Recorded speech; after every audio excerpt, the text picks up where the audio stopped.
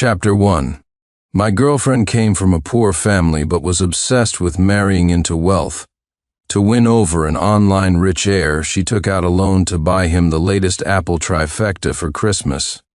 I tried to warn her that the internet is full of scammers, urging her not to fall for it. But my girlfriend, Victoria Bellwether, scoffed. "You're just jealous he's rich. That guy is the crown prince of a listed group. What he makes in a day is more than you'll make in a lifetime. You think he cares about this chump change?" Later, her borrowing spiraled out of control. To impress the heir and get him to take her home for the holidays, she even took out a nude loan to buy him gifts. I had no choice but to tell her parents. For that, she hated me. She shoved me into the street where I was run over and killed. After I died, she took all my savings and ruined my family. When I opened my eyes again, I was back on the day she first met the online heir. "Baby, I think I got matched with a rich heir in a game recently, and he even added me as a friend." The moment I opened my eyes, I saw Victoria looking at me, her cheeks flushed with excitement. I glanced around at the familiar surroundings, and my heart began to pound violently. Had I been reborn? Victoria didn't notice my strange behavior. She was still incessantly showing me her game in her face. There was a new friend notification. The home page displayed rows of expensive skins, making Victoria's face flush and her heart race. She couldn't hide her excitement. "I told you I could meet a rich heir in a game. Look, someone who can spend hundreds of thousands on game skins must be a wealthy young master to verify if the other party was truly a rich heir."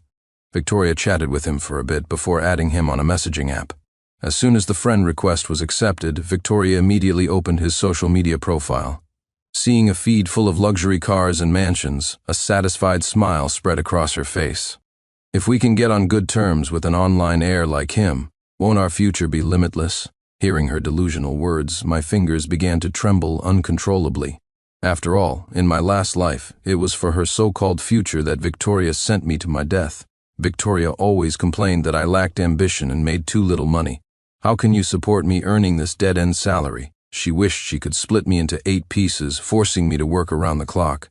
But even when I gave her my entire salary and tried to meet her every demand, she was never satisfied. "You're incompetent at work and you lost the birth lottery.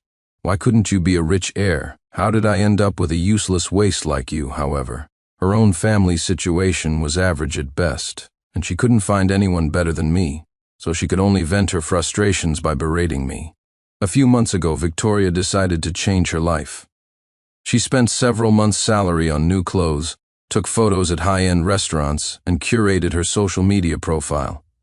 Since she couldn't break into the upper echelons of society in real life, she took an unconventional route, deciding to hook a rich man online.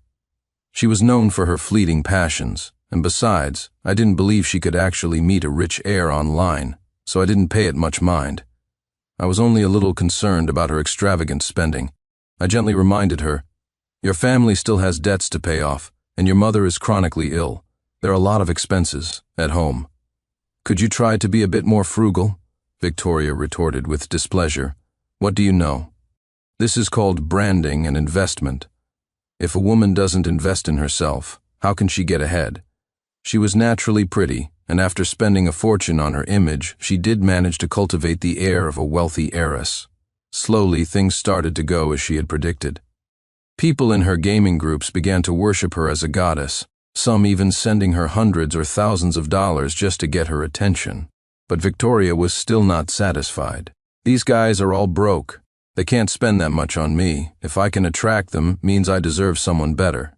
So she invested a huge sum into the game, finally managing to connect with an online rich heir under the persona of a gaming goddess heiress. To craft an image of a cool and aloof goddess for the online heir, Victoria frequently took out loans to check in at high-end restaurants, meticulously curating her social media. She even sent him a graphics card worth thousands of dollars for his birthday, and I knew nothing about any of this. Until one day, I received a text message about Victoria's overdue loan payments. Chapter 2. I rushed home from the office and grabbed Victoria's phone, only to discover she had taken out a nude loan for over $20,000. Shock and rage flooded my brain. I questioned her in disbelief. "Have you lost your mind over a game? You borrowed $20,000 and it was a nude loan?" Victoria shot back dismissively. It's an investment, don't you get it? If I don't spend money on him, why would he spend money on me later? I almost laughed out of anger. I patiently tried to explain that the internet was full of scammers and that she shouldn't be fooled. Victoria refused to listen to my advice, retorting, "You're just jealous he's rich. He's the crown prince of a listed group. What he makes in a day is more than you'll make in a lifetime. You think he cares about this chump change?" We had a huge fight over it. Though I was furious, she was still my girlfriend, and I couldn't just stand by and do nothing. When my attempts to persuade her failed, I had no choice but to tell her parents, Frank and Mary Bellwether. They rushed over from their hometown that very night. Victoria's parents were farmers from the countryside and had never seen so much money in their lives. Her father was so angry he started cursing and hitting her. I stepped in front of Victoria to shield her, repeatedly promising that as her boyfriend I would help her change her ways and do my best to repay the loans. Only then did the old couple relent. I never expected that Victoria would come to hate me for it. She resented me for meddling and getting in the way of her online romance with the rich heir. She pretended to make up with me, and the day after I withdrew money to make a payment on her loan, she pushed me into traffic, causing a fatal accident. After I died that day, my soul didn't leave. It floated in midair. I watched as Victoria took all my savings and even sent messages to my parents impersonating me. She lied and said she was pregnant with my child, using the baby to extort $50,000 from my parents as a dowry. My soul watched helplessly as my parents scraped together their life savings and gave it all to her. I screamed and tried to stop them, my essence tearing apart with grief, but it was useless. The agony of being crushed to pieces, combined with the despair and fury of being betrayed by the one I loved, still haunts me. Sincere, hurry up. Transfer me $2,000. Back in the present, Victoria's repeated demands pulled me from my memories. Seeing me lost in thought, she impatiently pinched my arm, snapping me back to reality. "Did you hear me? Christmas is coming up. I need to buy him a gift so he'll send one back to me." Looking at Victoria's entitled expression, my stomach churned. Thankfully, fate had given me a second chance. This time, I decided to put away my kindness and simply respect her destiny. Chapter 3. Faced with Victoria's aggressive demands, I played dumb. I've already sent all my money to my parents. I only have a few $100s on me right now. When Victoria heard I was broke, she exploded. "Why would you send it to your parents? Who told you to do that?" I soothed her in a gentle tone. "Didn't you say we have to buy a house and a car before we can get married?" They've saved up some money over the years, but it wasn't quite enough, so I sent mine over to help. Hearing that the money was for her future house, Victoria's expression softened slightly, but she still looked reluctant. "It takes so much trouble just to buy a house. Your whole family is so useless." I suppressed the rage boiling inside me and forced a perfunctory smile. "About the gift, baby, why don't you buy it with your own money first? When I get my salary this month, I'll reimburse you." The word reimburse finally brought a smile to Victoria's face. She was lost in her own fantasy world. I wonder what he'll get me in return. Given his status, if I spend $2,000 on him, he should give me at least $20,000 back, right? To set the bait, Victoria opened a group chat for pooling money for luxury experiences and arranged a lavish photo shoot package with a few of her friends for the afternoon. She planned to post a set of exquisite photos to her social media profile. Reimburse her? Of course, I had no intention of doing that. Victoria was a bottomless pit that devoured people whole. Having been given a second chance, I had no desire to get caught in that mess again. The memory of her vicious expression as she pushed me in front of that truck sent a chill down my spine. "Baby, Apple just released their latest models a while ago." I deliberately gave her an idea, hoping to speed up the process of her taking out loans in this lifetime. Sigh, if someone gave me the latest Apple trifecta, I would definitely remember them for the rest of my life. "Ha, as if you deserve it," Victoria said, her face filled with disdain. I paid no mind to her constant ridicule, secretly observing her actions. As expected, she soon fell into a thoughtful state. Her initial hesitation quickly turned into resolve. Victoria seemed to have made up her mind. She confirmed with me one last time, "You'll reimburse me when you get paid, right?" "Of course, baby," I said with an utterly sincere smile. "Just tell me how much, and I'll cover it." Chapter 4. That afternoon, Victoria called her best friend, Wendy Miller, and asked her to go shopping. Wendy sounded hesitant on the phone. Vicky, you only make what, $3,000 a month? Suddenly spending tens of thousands on gifts for someone. Doesn't seem right, does it? Victoria, however, was unfazed. What's not right about it? This kind of stuff is old news for the upper class. I'm almost embarrassed to give him Apple products. Wendy then tried to involve me. Sincere Clark, you're her boyfriend. Aren't you going to talk some sense into her? I sneered internally. Why would I talk her out of it? I had no intention of repeating my past mistakes. In my previous life, it was Wendy who fanned the flames. She had blamed everything on me, saying that if I hadn't interfered and told Victoria's parents, they wouldn't have tried to stop her, and Victoria would have already married into a wealthy family. Her slanderous accusations had sent Victoria into a rage, leading to my death. This time I stood firmly by Victoria's side without a moment's hesitation. I think Vicky has her own ideas, and I support her decisions unconditionally. After all, investment and return are proportional. If you don't give gifts, why should anyone give them to you for free? Victoria glanced at me sideways, her face a mask of arrogance and contempt. She scolded Wendy. Why are you asking him? If he understood any of this, would he still be in the position he's in today? With that, she impatiently hurried Wendy along. Let's go, Wendy. We're going shopping. I don't have enough on my card, so you can cover for me first. So that was it. She had invited Wendy to be her wallet. An unnatural expression flickered across Wendy's face. She was about to make an excuse to refuse, but I quickly cut her off, pushing them both towards the door. I've already called a cab for you. The driver just called. He's waiting downstairs. Wendy could only let herself be reluctantly pushed downstairs by Victoria. After watching the two of them get into the cab, I immediately started packing my things at top speed. During the years Victoria and I lived together, I had paid for almost everything: rent, utilities, groceries. I quickly packed up all my belongings and called the moving company I had arranged in advance. It was evening by the time Victoria returned home after buying the electronics. Wendy, who was with her, looked annoyed. Victoria, my rent is due next month. You have to pay me back quickly. Don't worry, I'll pay you back as soon as Sincere gets his salary. For the next few days, I'll have him pick up a food delivery gig at night.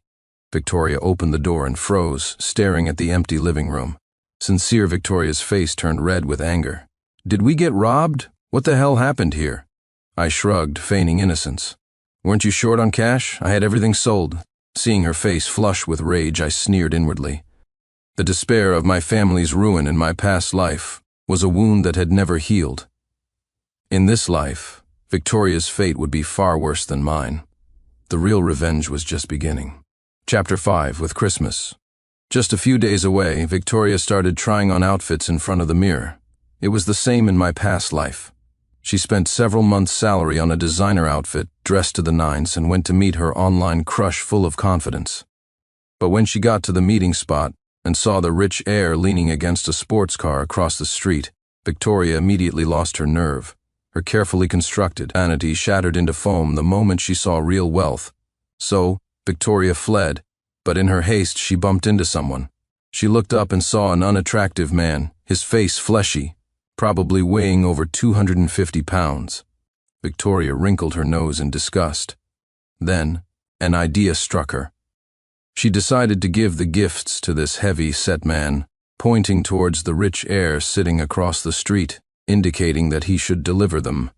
She watched the man walk towards the heir, but just as he was about to hand over the gifts, Victoria almost made eye contact with the heir and fled in a panic. Back home, Victoria began to feel resentful.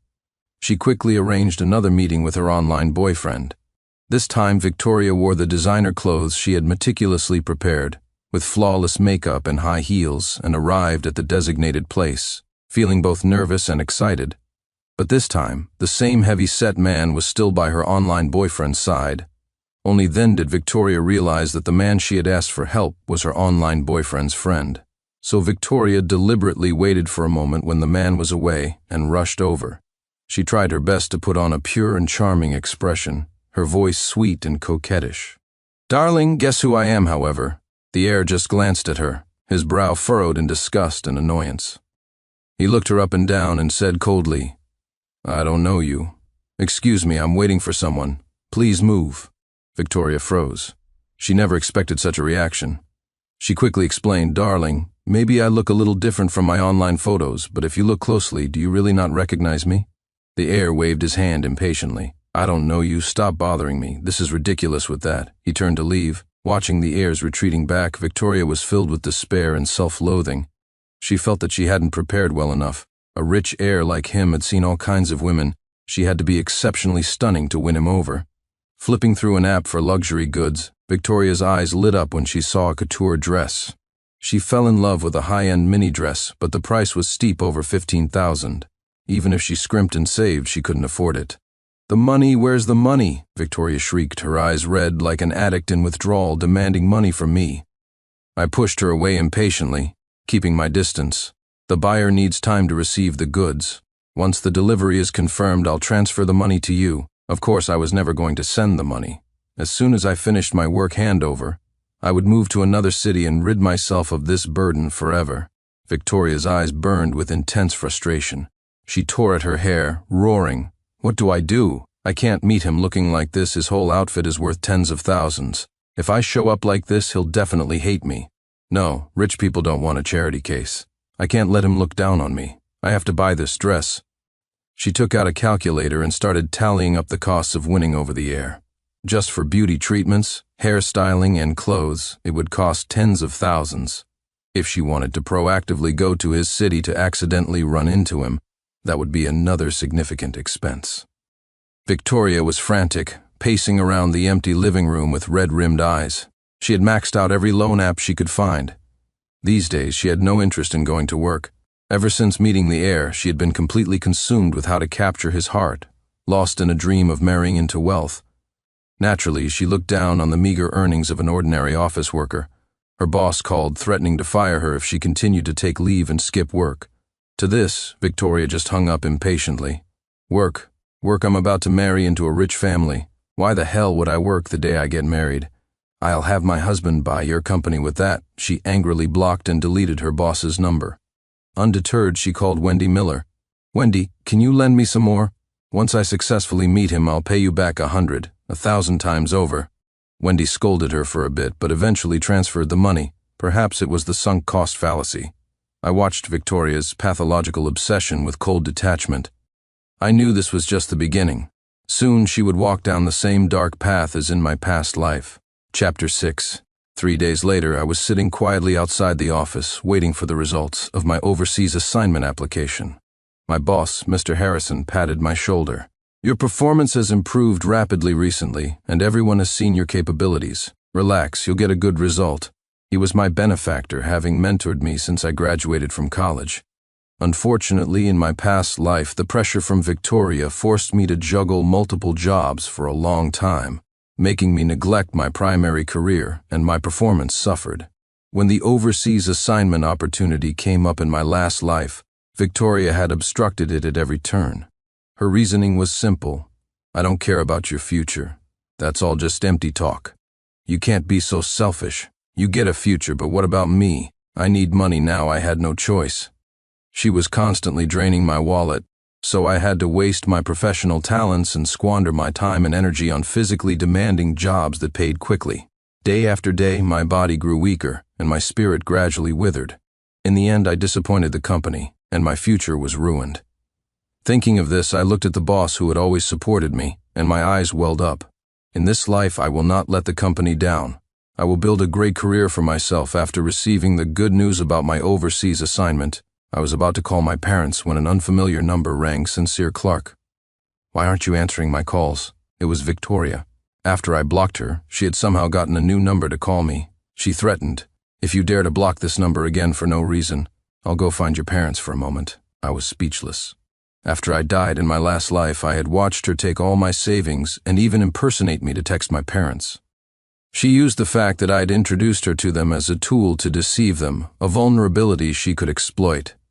But having been reborn, I had already sent my parents abroad, and before they left, I used their phones to block Victoria completely. I couldn't be bothered with her.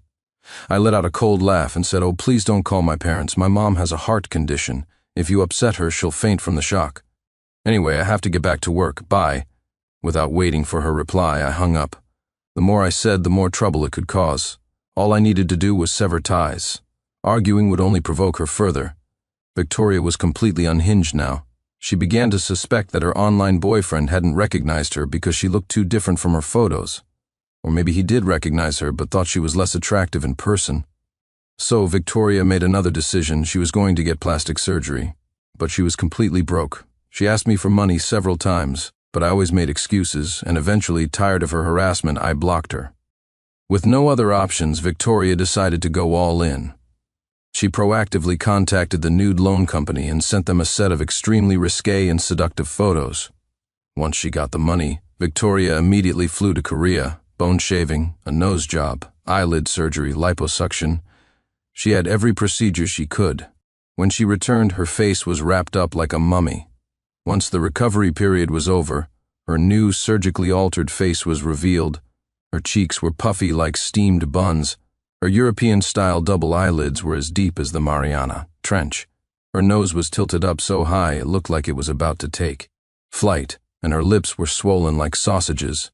The sight of her was physically repulsive to me. Just in case, I asked Mr. Harrison for the contact information of the company's legal department.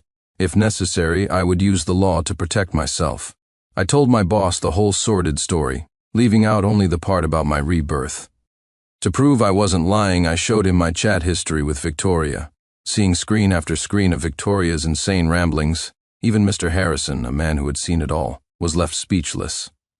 As I scrolled past a picture of Victoria's online love interest, luxury cars, and mansion, my boss stopped me. Wait, with my permission, he took my phone and scrolled back to the photo that had just flashed by. My boss pointed to one of the pictures, his eyes wide with shock. Isn't this the young master's car? Chapter 7, he was pointing at a photo of the luxury car that Victoria had secretly taken on the day she tried to meet her online crush. Mr. Harrison immediately pulled up a photo he had taken when handling the vehicle's registration. After comparing the model, color, and license plate, he confirmed it was undoubtedly the young master's car. But that can't be right, Mr. Harrison said, confused. The young master has been abroad and he's engaged. They're about to get married. How could he possibly be involved with your girlfriend? An idea struck me. I quickly found the photo of the online heir that Victoria had sent me. Pointing to the man elegantly sipping coffee next to a Maybach, I asked, "Manager, take a look. Is this our young master?" Mr. Harrison squinted, trying to make out the blurry face in the photo. The overall demeanor seems about right, but the face is too blurry to be sure. He was stumped. Just as he was about to give up, he noticed another person in the photo. But look, the heavy-set guy next to him is quite clear. Wait a minute, why does he look so much like Gus Jones? The driver, he immediately pulled up Gus Jones's employee file and pointed to the man in the blue ID photo. Look, does this look like him? A buzz cut, a pockmarked face, downturned eyebrows. It was him. If Gus is there, then the man in the photo must be the young master, Mr. Harrison concluded. He couldn't understand it. I really don't know what the young master is thinking, getting involved with someone like her. I had died too early in my previous life to know if Victoria had ever successfully met him. Not that I was curious. A terrifying person like her was best kept at a distance. Soon, Victoria somehow found out that the man in the photo was the son of my company's president. She was overjoyed. Because the young master had been delighted with her Christmas gift, their relationship had progressed rapidly. With things going so well with her new love, she naturally turned her attention to me. After all, we were still technically together, and I was an obstacle between her and the heir. To get rid of me, Victoria started picking fights with me every few days. This suited me perfectly. I played the role of the heartbroken victim, reluctantly letting her go. But I looked at her with pleading eyes. "What about the money you asked me to transfer? I haven't sent it yet." I put on a clingy, persistent act. Victoria, startled, immediately waved her hands. "You're a lost cause anyway. I don't even want your money anymore. The little you earn is not nearly enough for me. My boyfriend happens to have a job opening. Why don't you go work for him?" I smiled and shook my head. "I'm about to go abroad." Victoria looked at me with contempt. "So what if you're going abroad? You'll still be a corporate slave."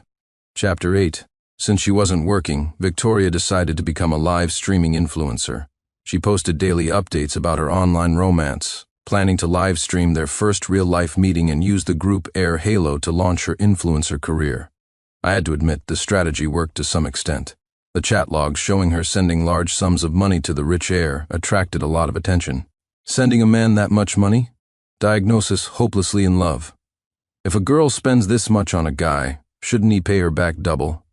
But this guy doesn't seem to be short on cash. I wonder which family's young master he is. Then Victoria made her move. She harshly rebuked the netizens who called her online boyfriend a gold digger, replying, "As long as he likes it, I'm willing to spend money on my husband. What's the point of earning money if not to spend it on the one you love?" Then she made a promise. "Don't worry, everyone. My husband won't deceive me. We're meeting in person soon, and I'll live stream it for you all." This back and forth earned Victoria a decent number of followers. She had also put her online boyfriend on a pedestal, forcing him to spend money on her, or else he'd be labeled a scamming deadbeat. Soon, the day of the meeting arrived. Thousands of netizens waited in front of their screens, ready to flood Victoria's live stream the moment it started. I, too, stayed up late overseas, curious to see how the meeting I had missed in my past life would unfold. The broadcast started much later than expected. The live stream was not the sweet scene everyone had imagined. Instead, it was a dark and eerie screen. On camera, Victoria's hair was a mess, and she looked panicked as she pleaded with her viewers. "Help me. Everyone, please help me call the police. I'm being followed by a creep." After speaking, Victoria turned the camera to the man following closely behind her. A buzz cut, beady eyes, a fleshy face. It was Gus Jones, the driver. Victoria quickly realized it too. She turned to scrutinize the man's face. Seeing the familiar features, Victoria asked doubtfully, "Is it you?" "It's you, isn't it? I thought I was mistaken, but it really is you. I don't know you. I just asked you to help me deliver a gift once." "Why are you stalking me, you pervert?" Gus, knowing he was caught, had nowhere to run. He lowered his head, pulled Victoria into a tight embrace, and whispered obsessively, "Wifey, didn't you want to meet me? I'm here now. Why don't you recognize me?" Victoria's expression twisted as if she were about to vomit. But what horrified her even more was that this utterly greasy man was calling her wifey. Netizens flooded the comments, demanding to know what was going on. They warned Gus that if he dared to do anything to Victoria, they would call the police immediately. To everyone's surprise, Gus promptly pulled out his chat logs with Victoria. Faced with the undeniable proof of their relationship, the netizens were left speechless. OMG, she was willing to spend money on a guy like this. The power of love is terrifying.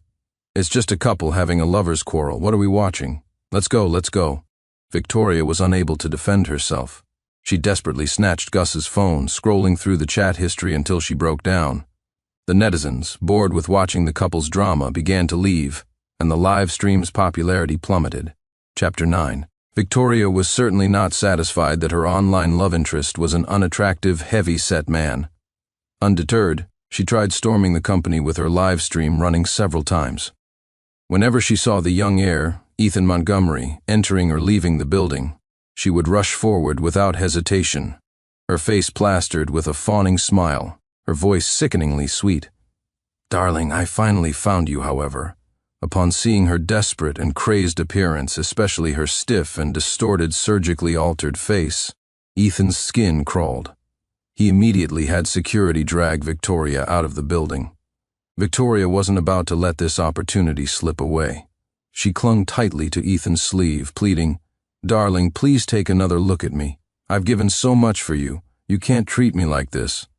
Ethan violently shook her off, yelling, "Let go, you crazy woman. If you keep harassing me, I'm calling security." Amidst the pointing and whispering of onlookers and the criticism from viewers on her live stream, Victoria's face turned beet red.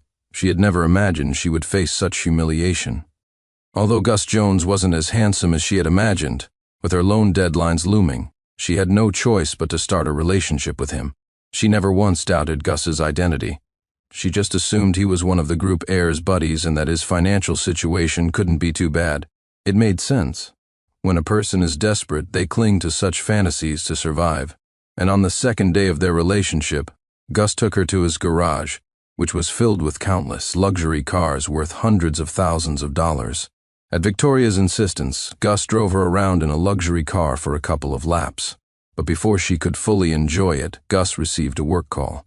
On the first day a loan payment was due, Victoria reluctantly asked Gus, "Honey, I've sent you so much money before. Shouldn't you buy me a gift too?" Gus played dumb. "What money?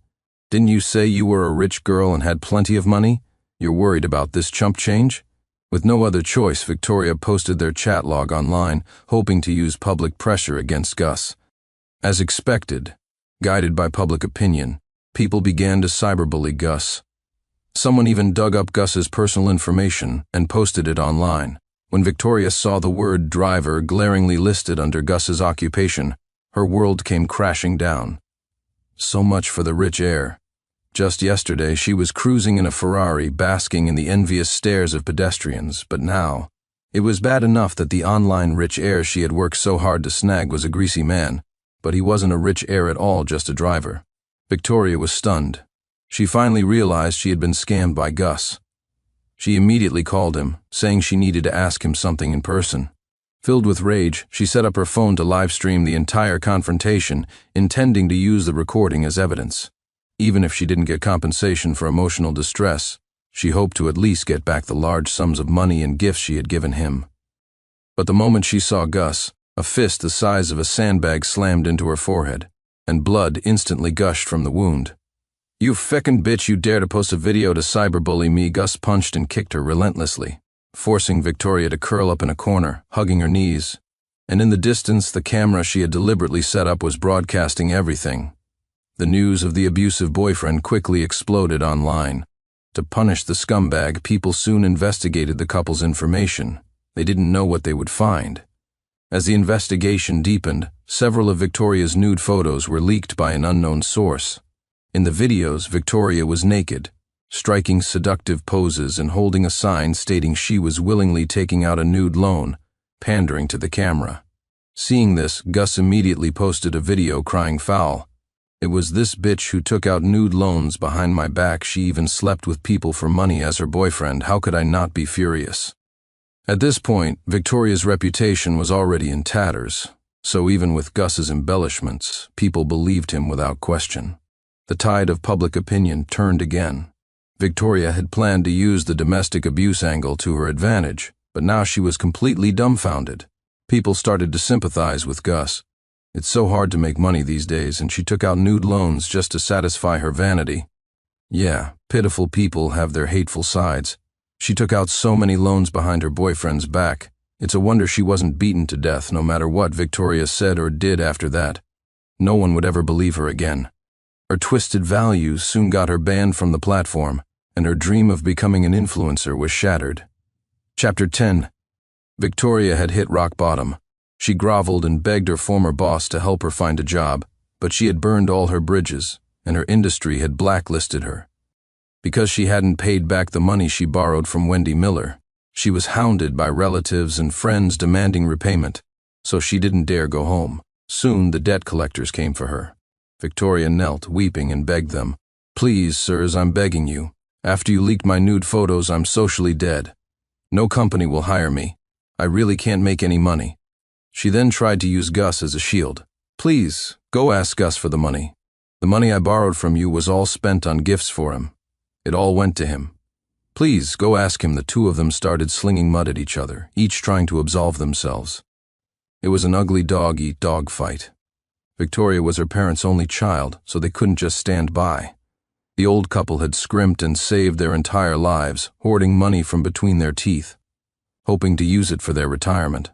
Now, all their savings were thrown into the pit of high-interest loans, but the interest on those loans was terrifyingly high. Even after the family threw in everything they had, it still wasn't enough. With no other choice, several burly men tied Victoria and Gus together and broke one of each of their legs. Victoria's father, Frank Bellwether, was already in poor health, walking with a tremor. He borrowed a 3-wheeled cart from a neighbor and spent half a day traveling from the countryside to the city. With tears streaming down his face, he brought the semi-crippled Victoria back to their old home. But they were getting old.